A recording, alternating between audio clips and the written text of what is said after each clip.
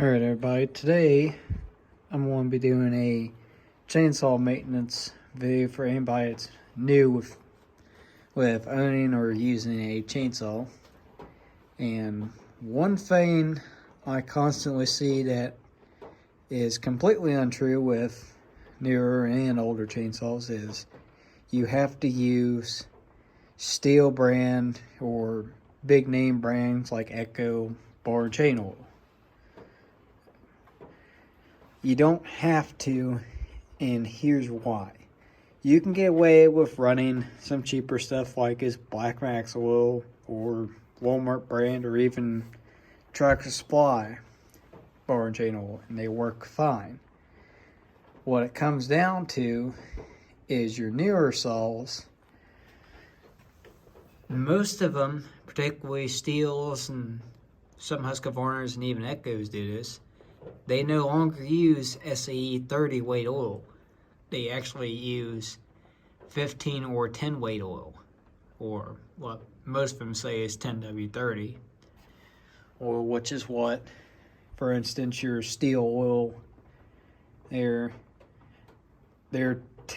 most of them that you find are all 10W30 weight oil, compared to your cheaper oils are all normally straight 30 weight oil.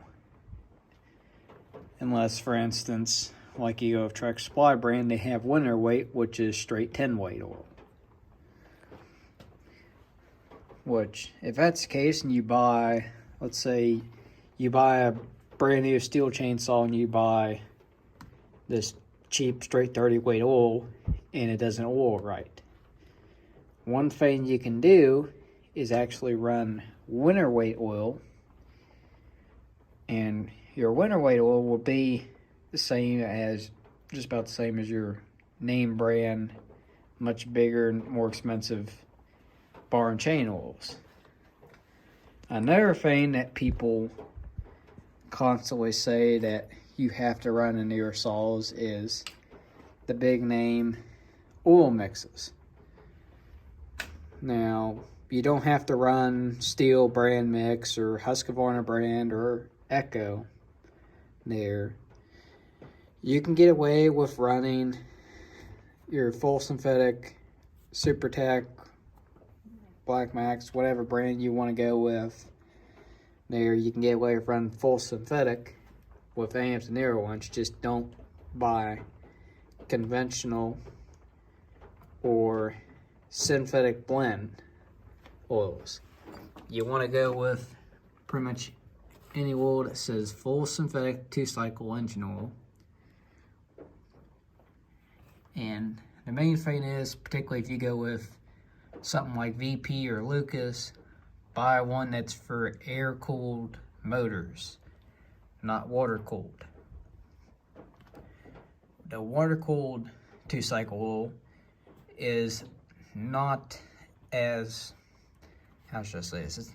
It doesn't lubricate as well as your regular 2-cycle oil.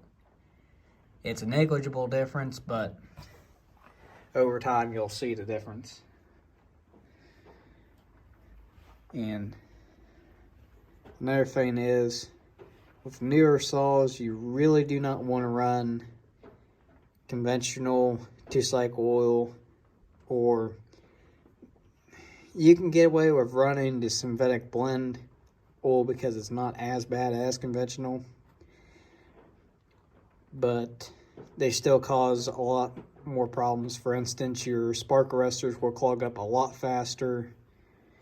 You'll have carbon scoring on your piston after a fair bit of use compared to full synthetic oil. It doesn't carbon up nowhere near as fast. It doesn't make as bad of a smoke too. So now instead of having a fogger like how you would with conventional oil, it's a lot better in the long run there with full synthetic instead of a syn blend or conventional. And I switched from, I was running conventional and syn blend for the past, pretty close to 12 years. And I switched about 2014, 2015, right in there in the fall. I switched to synthetic, and so far all of my saws have been running a lot better. I've got less teardowns because muffler's clogging up, spark arrestor's clogging up, and I'm down less for fouling out the plugs. And if you want, also there, if you're getting into new one, if you're really new in chainsaws, and you go with, let's say, let me go up here. Say you go with a old school Homelight or old McCulloch, Poland, whatever. You do not have to run 32 to 1, 16 to 1. You don't absolutely have to, but I wouldn't recommend running over 40 to 1 mix in it. So if you can, stay with between the 32, 38 to 1, 40 to 1 mixes on the older saws. There you can 40 to 1 you can get away with full synthetic there, but 50 to 1 is really pushing it. For instance, let me find one that's, for instance, this McCulloch here, it from the factory back in the 80s was supposed to run 40 to 1. You can get away somewhat with running 50 to 1 in it, but you're better off to run 40 to 1, and majority of your older saws, until you get into the real early versions that use 16 to 1, 8 to 1 fuel oil mix, those you're better off to richen it up the 32 to 1 mix, which I'll show you if anybody doesn't know what that means. For instance, let's go to this one where y'all can see it better. So you have, for, if camera focus, if you're running 32 to 1, maybe if you'd make a gallon, you use 4 ounces of oil. That's what this one here is in particular. Say with 40 to 1, 50 to 1 there, and for however much fuel you have, you adjust how much oil you have. Now this one here is supposed to treat 2 to 2.5 gallons of 50 or 40 to 1. You could do the math by the weight of this and get 50 to 1, I mean not 51, 32 to 1 out of this, but it's a lot more complex number.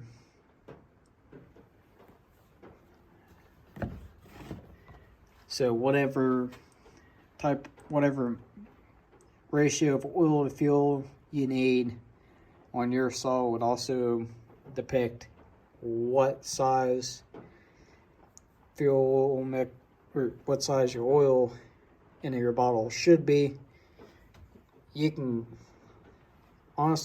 get a 1 gallon jug there. It's the same size as your bar and chain oil of just straight 2-cycle oil, and measure it out yourself and do it that way, and it'd be a lot cheaper. Or let's say you buy a brand new Poland, Husqvarna, something that runs 50 to 1, and let's say you have a 2.5 gallon fuel can.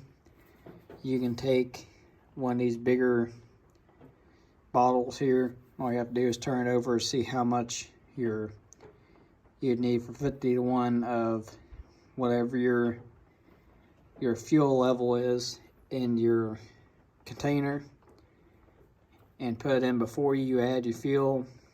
Then once you add your fuel, it's pretty well mixed up. But what I like to do is, whenever I have to mix it up, is shake it up a little bit after you add your oil and your fuel. That way you can pretty much guarantee all of your oil is mixed with your fuel, and that you're not for some reason having different pockets of lesser mixed fuel and lesser mix and richer mixed fuel.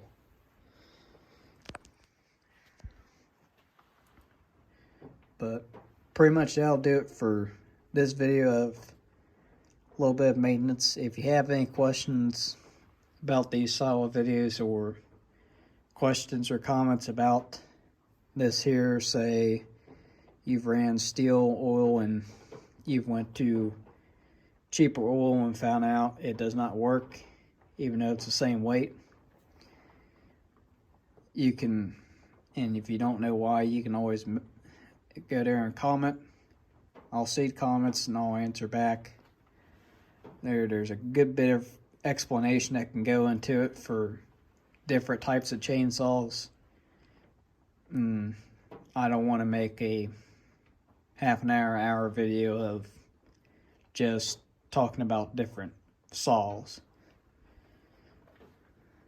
But that'll do it for this video. If tune in later on, I'll have more of getting different type of saws running and comparing more saws again as I get some more back up and running.